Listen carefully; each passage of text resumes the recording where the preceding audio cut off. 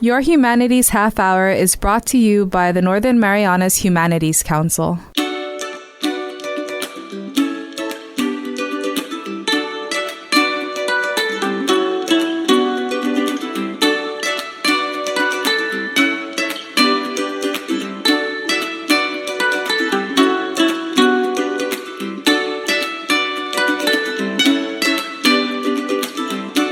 Hafaday Dentero, welcome to Your Humanities Half-hour. I'm Catherine Perry, and today we have in studio the Micronesia Islands Nature Alliance, represented by their Executive Director, Roberta Guerrero. Roberta, welcome to the show. Hi, Catherine. Thank you so much for having us today. It's just a real honor. When I got the call, I was like, this is going to be a wonderful opportunity, for us to be able to kind of talk about who we are and what our mission is here in the CNMI.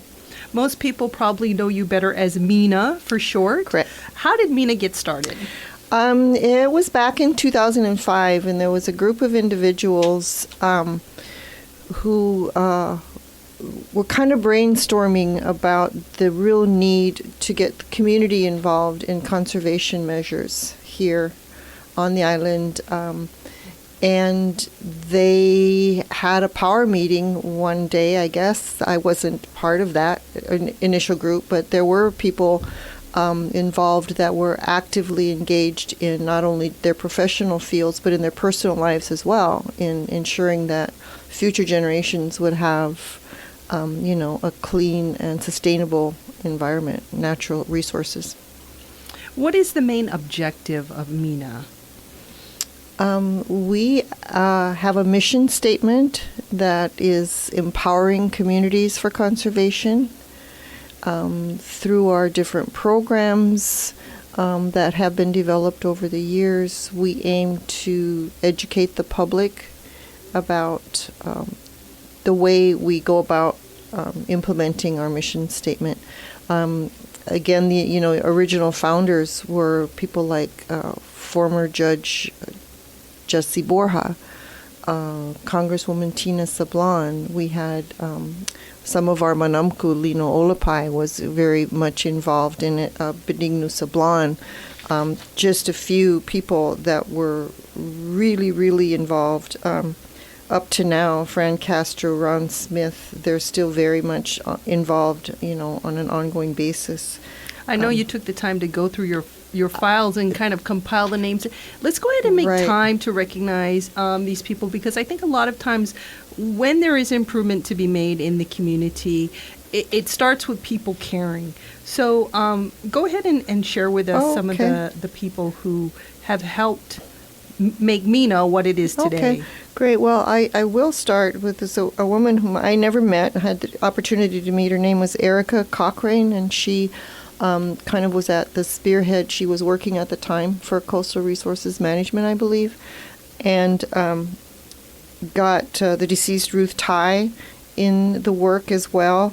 Like I had mentioned earlier, former Judge Jesus Borja, Congresswoman Tina Sablan, Kathy Agnovich, Lino Olapai, Liz Rehebe, Ray Moffness, Jack Ogomoro, Roxanne Diaz, Benigno Sablan, Paz Eunice, Reina Camacho, Angelo Villagomez, and the list kind of goes on. It's Alex Sablan, Ben Babauta, to current day board of directors who include Fran Castro, Ron Smith. Still there after all these years. Next year will be 15 years where we will have been an official corporation, nonprofit. Our other board members currently are Somia Kwan, followed in the footsteps of her cousin Bo Palacios, who served for many years on the board and as chair. I think Frankie Elliptico, if I didn't mention him yet, Dave Guerrero, Sean Frank. And we also have a representative from the Marshall Islands, Don Hess. And that involvement became really important several years ago when MINA was involved in doing a lot of socioeconomic monitoring work. And we were working closely at the time in Micronesia to try to get more regional involvement. And you kind of had a name change, right? Because I remember when you started, you were the Mariana Islands Nature Alliance, and now you're the Micronesia Islands. Right. It gets a little confusing, but the Micronesia Islands Nature Alliance came about when there was a merger of the original MINA and the Pacific Marine Research Institute, PMRI, who is now gone from the CNMI. So that, because there was a lot of work being done in Micronesia in terms of sustainability of the fisheries industry, again, the socioeconomic monitoring that was going on throughout the region. We've kind of moved away from that now. We're more community-centric, I should say, maybe in that sense, where we're more focused on outreach and education. We don't have the science component as it's previously. Our legal name still is Mariana Islands Nature Alliance. It's, as you would guess, to go back and redo everything to get your 501c3 nonprofit status, and there's tons of paperwork and which you years do have, later. by the way. Yeah, exactly, yes. Which would be great for anybody It who would is. like to support your efforts. Yes. I think, speaking about your programs, one of the things that people would probably most easily identify you with are these blue, I believe are they blue or green bins, recycling bins stationed at a number of the beaches. Right. Tell us about that program. Okay, so they are green, and it's called the Adopt a Bin program. It was started in 2009 with initial funding from NOAA. And I believe at the beginning they had 7 bins, and they were placed in strategic areas along coastlines with the idea that we could start encouraging recycling, specifically for aluminum and plastic. The program grew over the years to what is now known as Adopt a Bin. We did have 20. We lost 9 to before U2. the storm. Yes, Yeah, before okay. pre-storm. But the adopt concept was that once the bins were in place, we reached out to the community and got sponsorships that help us with the monthly collection, or the weekly, actually. They do weekly collection at the bins. And so corporate sponsorships are what really keeps the program going. And in that sense, we're hoping, we're really trying hard to get additional grant money at some point to not just replace the ones we lost, but to change the concept and add more bins, but to establish a program with a hardened infrastructure so they won't blow away in the next storm. So how has the public taken to the idea of using these bins for recycling? They're full all the time. I mean, we get, actually, on a weekly basis, I don't have data for this past year, but we kept over, the last data they collected was from the period of 15 through 17, and there was over 8 tons of plastic and aluminum kept out of the landfill. That's a lot. We do have some challenges with the program because some of the community members feel that it's a receptacle for their household waste. So, And that is illegal, correct? Just as a warning. It is. You should not be taking your trash from your house and taking it and dumping it in the public trash cans or anything like that. Okay. Yeah. Speaking of Typhoon U2, have you guys made any special efforts since the typhoon in relation to conservation or the environment? Oh, yes. Well, as you may know, our MINA team was first responders after the storm.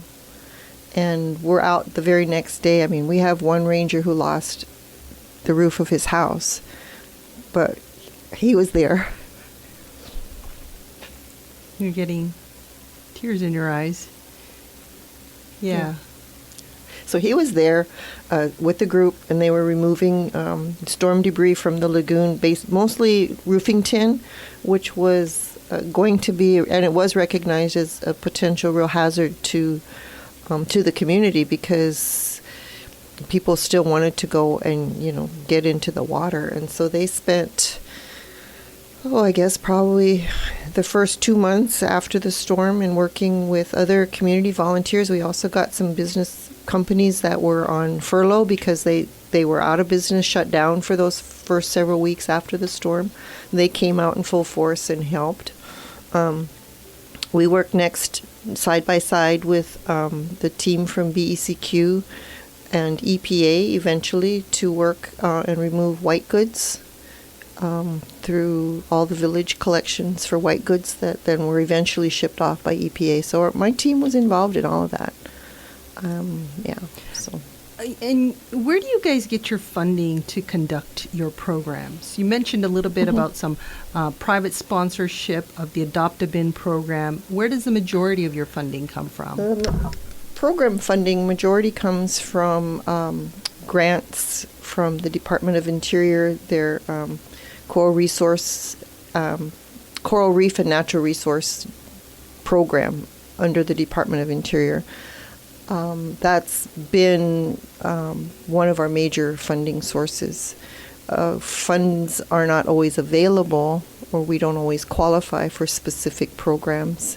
But when we do, we apply, and I've been fortunate over the years to be able to get funding to continue programs such as our Schools for Environmental Conservation, which is one of our real successful programs. It started off as a teacher camp, and it's gone on now to expand. This past year, we had 10 school groups. We focused this year on the middle school age kids. So 10 school groups with their teachers. They attended a workshop which was presented by biologists and experts in the field of marine conservation. The theme was marine debris prevention. After the workshops, they were taken to do different field trips. They went to Maniagaha and learned about historical preservation there, as well as presentation by Fish and Wildlife on the importance of turtle conservation programs and other initiatives that are going on with Fish and Wildlife. It was really beneficial for the students. The remainder of the year, they were tasked with implementing their own conservation action plans for their campuses. So it was all very well monitored, and they were guided along through the process. At the end of it all, they presented their action plans to a committee there wasn't any judgment, there wasn't a blue ribbon or anything, but all 10 groups were able to stand up in front of a large audience and present, and these are middle school kids, and they had some amazing projects. They had one that was they were taking compost materials, they were shredding paper and taking other green waste for their rain garden. Another school did their own recycling plastic bottles program. They built bins out of wooden pallets on their school campus. And another school took collected plastic bottles and turned them into artwork. So, and the kids, that age group, that's kind of where habits are formed. So we decided to focus on that middle school age group with the hopes that when they're adults, they'll already have those, best practices ingrained. My niece actually attends Hopwood Middle School, and I don't recall her ever actually being involved in a club, but this past school year she was involved in the MINA. I guess they called it a club. Well, she called it a club. Right. She loved it. Yeah. She was excited. They were planting trees, and then she started talking about environmental issues last school year. So obviously you're making an impact. It's really exciting to see that enthusiasm too, because the classes that were involved with the SFEC program took their ideas campus-wide and got their classmates involved into the implementations. And so it was really something to see how that progressed. So we are looking forward to the next school year, contingent on availability of funds, as always. I do want to talk to you more about some of the other programs you have, but for our listeners that like what they're hearing and would like to get involved and support you, you have your major fundraiser coming up this weekend, correct? Yes, that's correct. Yes, September 13th It's our annual Green Gala, and it's where we raise the majority of our administrative expenses. A lot of the government grants don't allow for overhead costs, as an example. And so this annual fundraiser is intended to raise sufficient amount of funds to, to keep our door open, to pay our rent and our utilities and all that kind of operational, stuff. So when and Yes. where is it going to be, and how people how can they get tickets? Great. It is September 13th, which is a Friday, this coming Friday, and it's at Fiesta Resort and Spa Hibiscus Hall. It's doors open at 6 and the party goes till 10.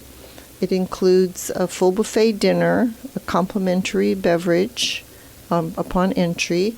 We have a silent auction, which is always really a keynote. I mean, people get really excited about being able to buy some really amazing packages for a fraction of, what you might have to pay over the counter. We also have a raffle, some great prizes this year. We were fortunate to have United Airlines as one of our Emerald sponsors with a round-trip ticket for one, but to any destination that United flies. And this is an economy class Excellent. ticket, but it's not just to the U.S. mainland or Hawaii, but it includes Mexico, South America, Canada, Asia, Pretty the much any Caribbean, place you wanna go. pretty much anywhere United flies. So that's an exciting part of this year's program. All right. So And yes. tickets are $75, and we are selling them out of the office. The number is 233-7333 or 233-REEF. 2333 Reef. And where can people find you on Facebook? We do have a Facebook page, Micronesia Islands Nature Alliance. Okay. And we're doing all of our updates on a daily basis. We're recognizing our sponsors. We're doing shout-outs to different groups that have come up and helped us out. So. All right. We'll be back with more from the Micronesia Islands Nature Alliance after this break. Did you know that you can donate up to $5,000 to the Humanities Council through the CNMI Education Tax Credit Program? Donations from individuals and corporations qualify and can be used to offset your local wage and salary tax, BGRT, and earnings tax. Call our office at 235-4785 to see how you can support humanities programs in our community and obtain a tax credit for your donation. Sizuus Maasi, Olomai, and thank you. Welcome back to your Humanities Half-hour. Roberta, there are actually a couple other programs that you guys conduct regularly, correct? Yes, that's correct. We have what is known as the Tassi Watch Ranger program, and that was established in 2012.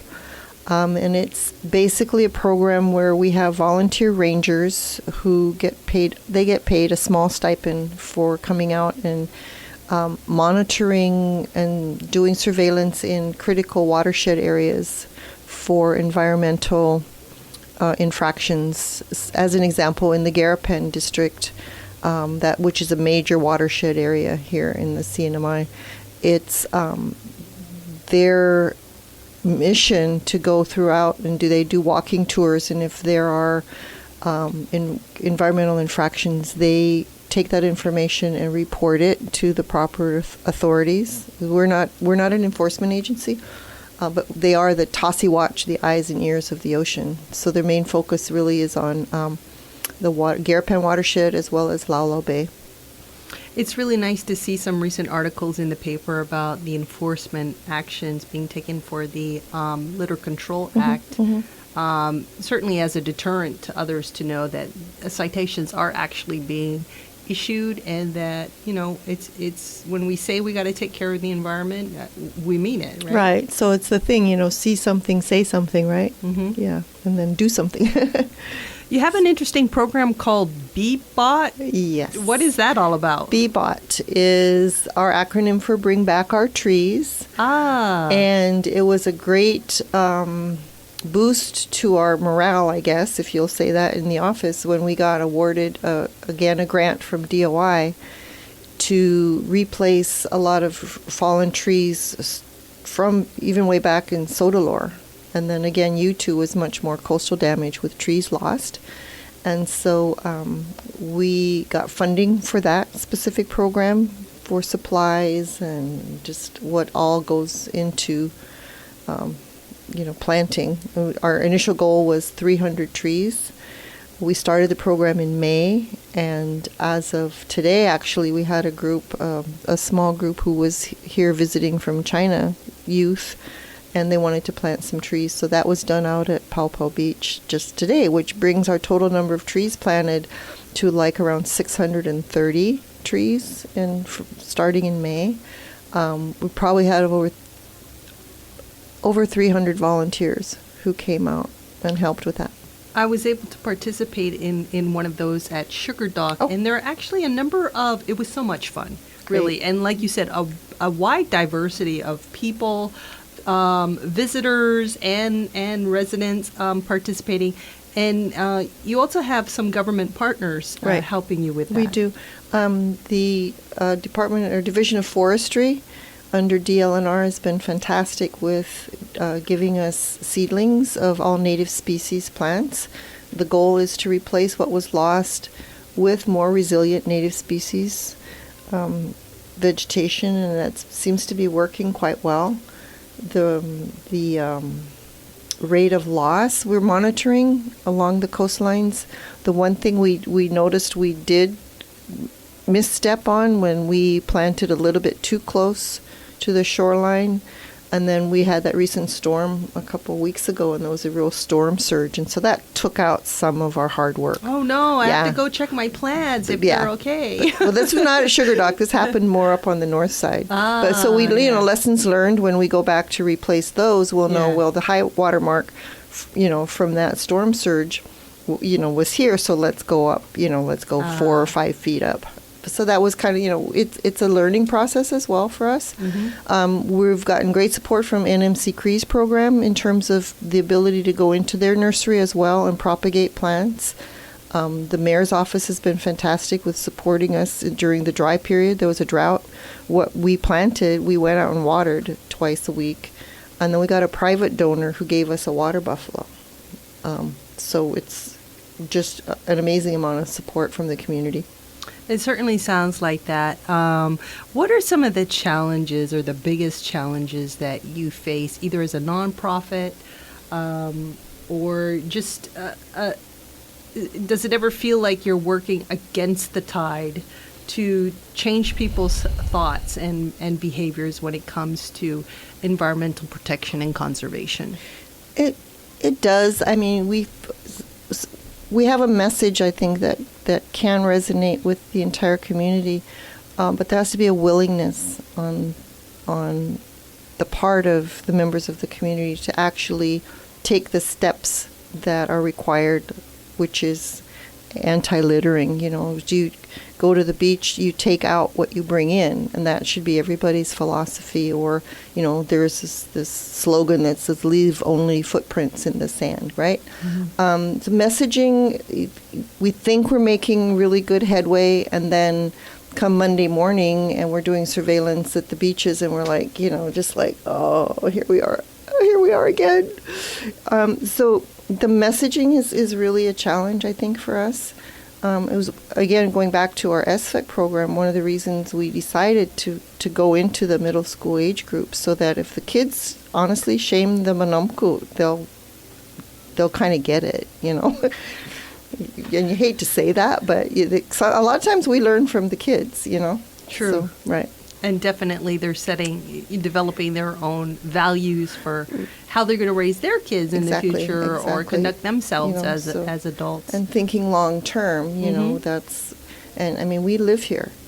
We all, the message is, we're inviting tourists. If you invite guests to your home, you're going to sweep the floor, right? You're going to have a clean home for your guests to come and visit. So I think part of our philosophy as well is we're inviting tourists, we're inviting visitors to our home. We need to have it clean and beautiful, so. What would you count as your greatest success since you became executive director for the organization? Oh, wow. I did, it was just built on so many years prior to my arrival. So that gave us real legs to stand on, and I felt that there was a real strong support system when I came in March of 2017. But I found that the organization itself was on a really solid, strong footing. And it's also just knowing that every little thing that anybody can do has a long-lasting impact, because it's all about future generations. Because if we don't keep it for them, they won't have anything. So. It sounds like everything's working well for MINA. Is there anything on the horizon or in the year ahead that you're either planning or hoping for? Oh, yes, another big challenge is the funding. We're always, so we do brainstorm, within our MINA community about wonderful programs, wonderful ideas that we really plan to implement, contingent on funding. One of them, is like I alluded to earlier, was replacing all of our recycle bins along coastlines and other vulnerable areas with a hardened infrastructure. It was a little bit ironic because we had them on the water's edge to keep plastics out of the water, and then you two came and blew everything into the water, bins and all. And so that's a huge, big plan that we have, over a 3-year period. We really do hope to replace all of those bins and add 4 more to more, areas that really need them, because they're highly, they're trafficked, like the Grotto, Jeffrey's Beach, Smiling Cove, those kind of areas where there's a lot of traffic with tourists, which now are not served by our bins. So there's, challenges to that program, but also hope that, if the funding comes through, that's one of our big projects. It will cover the next 3 years. We're also really hopeful, with the help of private enterprise, that we can actually get an involvement with the schools to do more of the plastic bottle recycling on their campuses, and the end user of that. So we're working on that program as well. We're almost there. We're just ironing out the details. We're also going to continue with our Schools for Environmental Conservation, again contingent on funding, but also with the assistance of another corporate sponsor who's willing to kind of come in and say, let's do this as a partnership.